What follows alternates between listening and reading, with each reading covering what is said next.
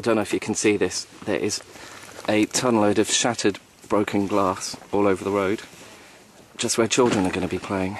So we're going to try and clear all of this up as well.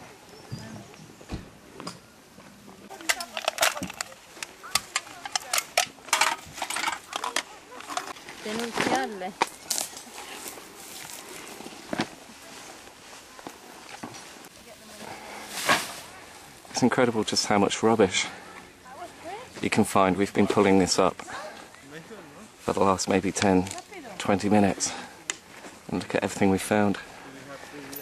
Here's a bit more. Hola, ¿qué tal?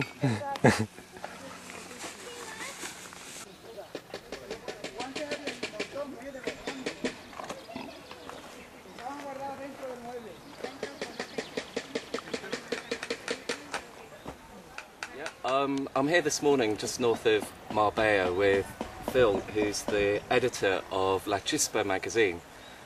Phil, firstly, could you say a little bit about who you are, La Chispa magazine? Okay, well, the magazine is what I call an eco-holistic magazine. It covers all the different subjects of ecology, natural health, healthy living, and personal development.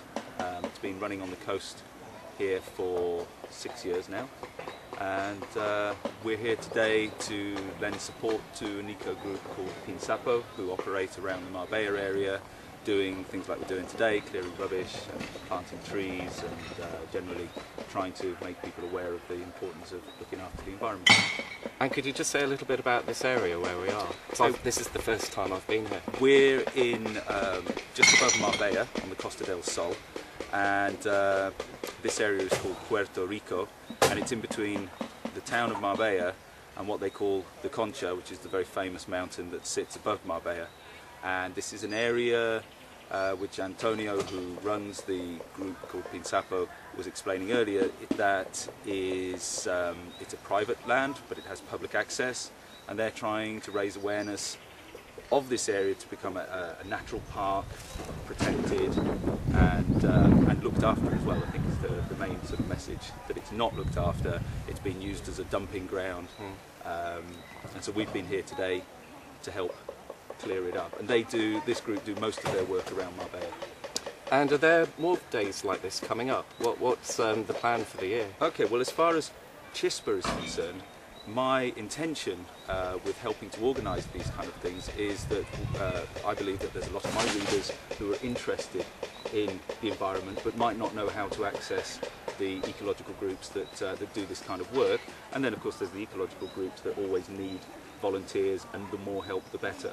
So my intention was to use the magazine as a bridge between the two, and we will be choosing one day every issue, so every 2 months there'll be a day out like this. We'll do different activities, probably with different groups, as we develop the project, the idea.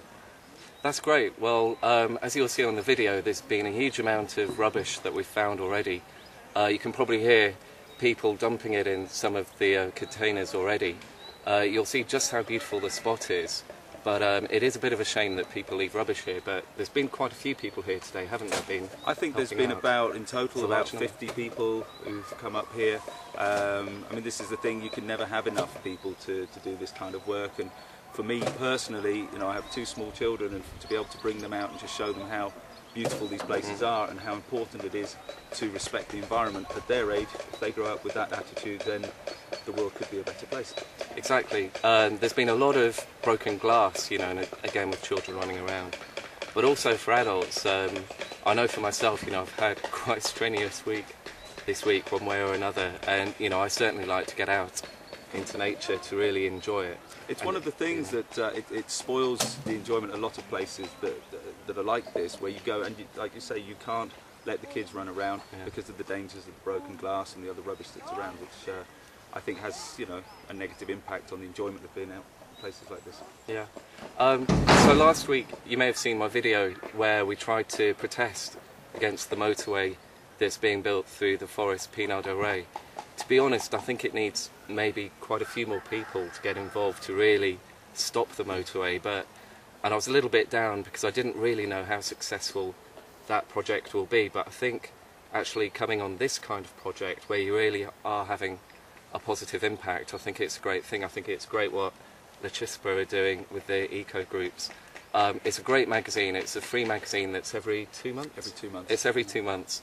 So if you have a look at La Chispa magazine or go on the internet, I'll add links on my website to La Chispa, and there you'll find information about maybe if you want to come along to an eco day in Andalusia, really give something back to, you know, Mother Earth, Mother Nature. So I think it takes you away from the sort of the tourist beaches. I mean, there's work that's done on the beaches as well. Last year there was a big group of diving people, enthusiasts, who went to the other side of Malaga and they did a similar thing in the sea, getting in, picking up all the rubbish. So there's a lot of activity like this down here, and the experience, you know, for people who might be interested, is that it takes you away from the tourist beaches and gets you a different experience of somewhere. yeah.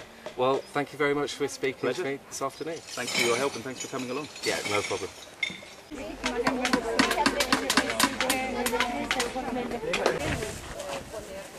¿Mezclamos uno más o qué?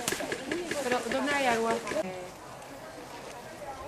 Pero nos falta agua con esto. Sí. Tiene agua ahí por ahí dentro. Estamos con agua.